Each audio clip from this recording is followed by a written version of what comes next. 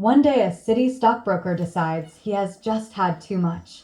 Too much stress, too much of the big city, too much everything. So he quits his job, gives up his apartment, and rents out a cabin in the middle of the wilderness. For 6 months, he lives in tranquility and isolation. Then, one day, there is a knock at the door.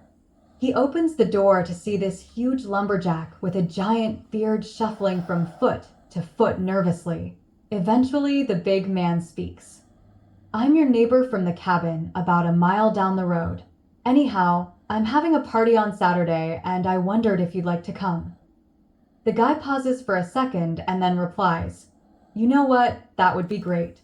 It is about time I got out and it would be nice to meet some new people. I'd love to come. Right, says the lumberjack, looking a little relieved. I'll see you about 8 o'clock on Saturday then. And then he turns to leave. But he pauses for a second and then turns back. I should probably warn you, there's gonna be some pretty heavy drinking. Well, I'm sure that's okay. I used to drink quite a bit myself back in the city, so I think I'll be all right with a bit of hard liquor.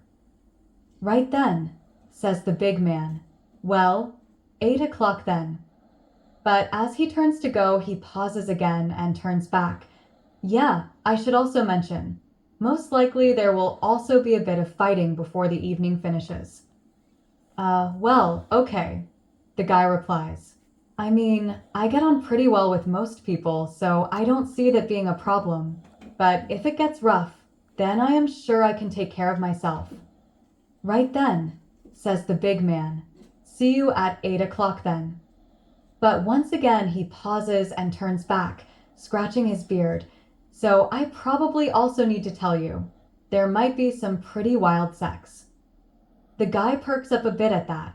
Well, we are all consenting adults.